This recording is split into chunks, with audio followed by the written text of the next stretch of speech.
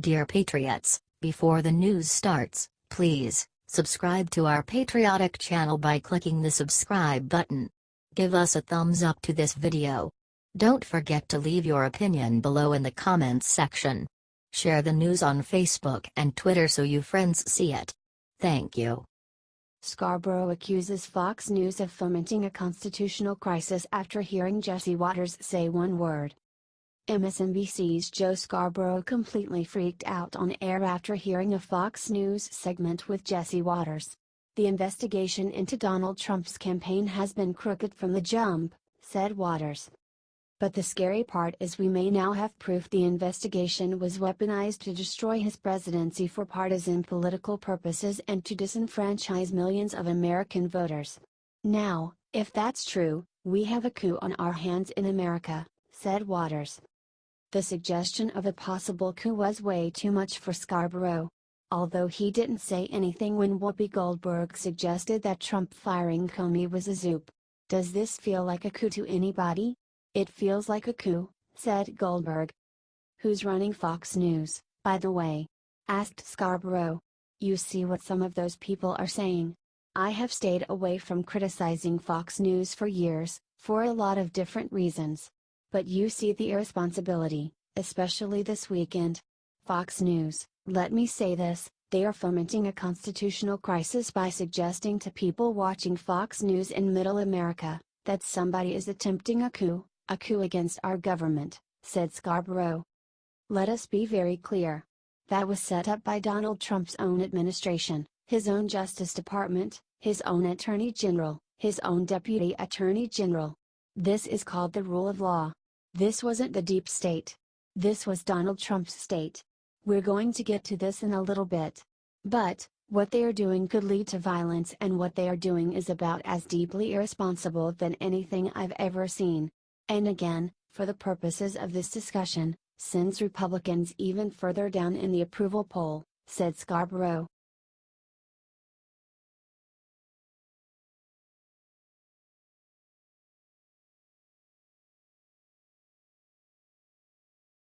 Centrism is as vile as right-wing conservatism. College attacks all people who aren't liberal extremists. There has been a lot of hatred back and forth because of extremist politics. It seems nice when someone can see both sides of an issue and be centrist. But according to a student-written paper at Chapman University, being a centrist is as bad as having white privilege. In a political environment that receives criticism for polarization, it has become almost honorable to self-describe as a moderate or a centrist. While there is value in recognizing opposing viewpoints and reaching compromises, the Republican Party has become too conservative for this to be possible, writes Matthew Joy.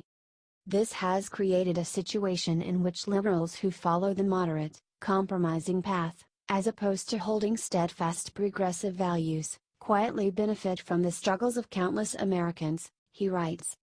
Centrism is as vile as right-wing conservatism, but it contains the additional atrocity of having no social consequences for holding views that leave fellow Americans at a disadvantage. This creates a type of privilege, he writes. Centrist ideas must only garner electoral support when they are the final option standing between the public and a conservative disaster, and even then must be met with reluctance. Just as progressives denounce white privilege, it is time to denounce centrist privilege, he writes.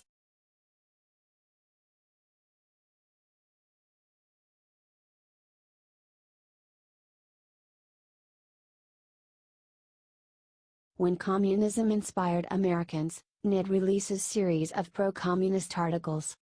People have often accused liberals of becoming more communistic ever since Bernie Sanders gained popularity. The New York Times proved this with a series of articles promoting communism for the 100th anniversary of the communist uprising in Russia. The series is called Red Century. Articles include what's left of communism, when communism inspired Americans, and even why women had better sex under socialism. Seriously. We are only at the beginning of a period of major economic change and social turmoil. As the highly unequal tech capitalism fails to provide enough decently paid jobs, the young may adopt a more radical economic agenda.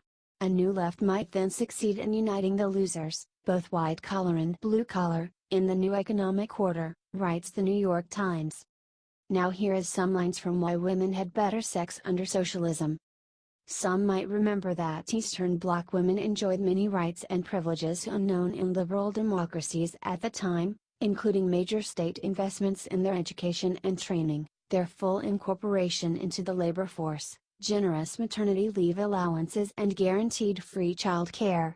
But there's one advantage that has received little attention: women under communism enjoyed more sexual pleasure, writes the New York Times. Communist women enjoyed a degree of self-sufficiency that few Western women could have imagined. Eastern Bloc women did not need to marry, or have sex, for money, they wrote. This is disgusting.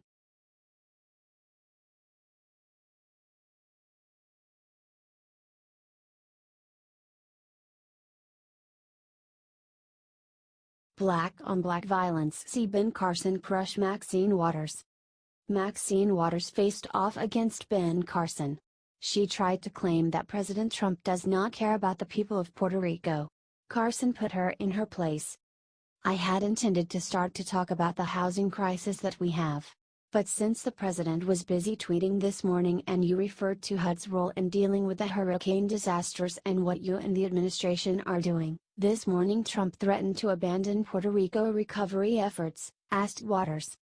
President Trump served notice Thursday that he might pull back federal relief workers from Puerto Rico, effectively threatening to abandon the U.S. territory amid a staggering humanitarian crisis in the aftermath of Hurricane Maria. So you talked about what you, HUD, is doing in cooperation with, I guess, the administration. Do you agree with the president? Asked Waters. Carson responded to her accusations and distortions with class. I certainly agree that Puerto Rico is a very important territory. The people from Puerto Rico have contributed greatly to the culture of America, said Carson.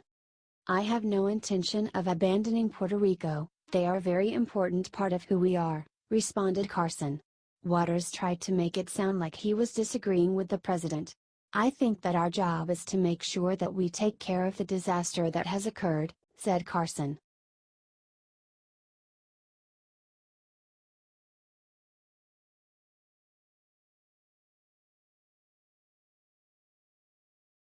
Sheriff David Clarke eviscerates National Anthem protesters in epic rant. Sheriff David Clarke eviscerated National Anthem protesters in an epic rant on Hannity. The mainstream media is trying to claim that anyone who feels offense to football players kneeling for the National Anthem is actually a racist. Al Sharpton even tried claiming that if you want players to stand then you have a plantation mindset.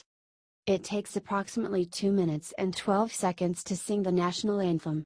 If the players can't stand at attention, I'm not even saying they have to put their hands over their hearts, stand at attention, face the flag for 2 minutes and 12 seconds, it means they're undisciplined, said Clarke. Roger Goodell has lost control of this thing, he added. Now he's afraid. He's afraid that if he imposes a policy that they have to stand attention and face the flag they won't do it, and then the question becomes, now what? Said Clarke. However, Al Sharpton continues to make it all about race. So you have an all-white league of owners making the decisions. Now, you put that with the fact that Jerry Jones takes a knee one day in the name of unity, but says I'm going to bench you if you take a knee. That's a plantation kind of mentality, said Sharpton. So you can bend on your knee with me, and if I'm writing the script on which you get on your knee for, but don't you dare bend your knee by yourselves, boys, and think for yourself. Why is he on his knee if a knee should take you out of the game? Jones was on his knee, talking about unity, said Sharpton.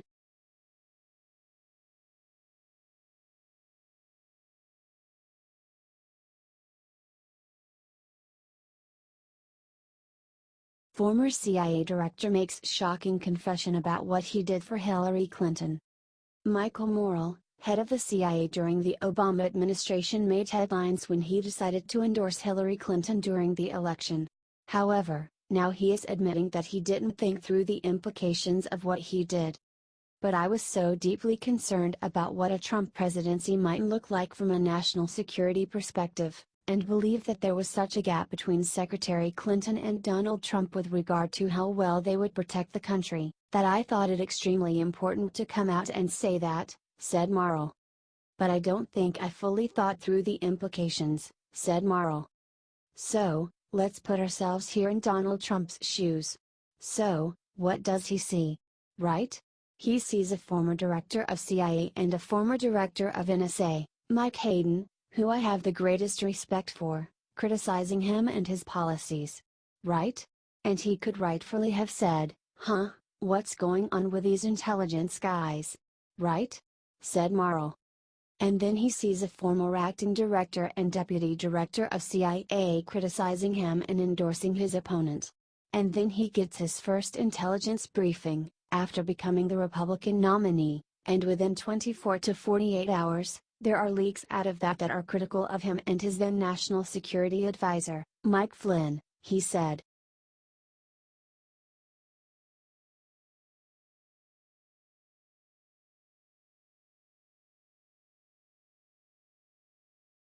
MSNBC's Joy Reid claims that Trump uses media to brainwash people, accidentally says too much. MSNBC's Joy Reid went on a long rant about how President Trump is an authoritarian dictator. She went into the specifics of how Trump could use the media to distort the minds of Americans. However, she started to get a bit too specific. Like, as someone in the media, she has spent way too much time thinking about how the media can be used to brainwash. You know, that Washington Post story said that two of Donald Trump's favorite world leaders are Erdogan of Turkey and Vladimir Putin. It does seem Donald Trump has the tools of authoritarianism down. He that the dance of authoritarianism down to a science, said Reid. Step 1, claim the investigation of you is a fraud being conducted by enemies of the state, she said. Like the media says about Trump's election and Russia.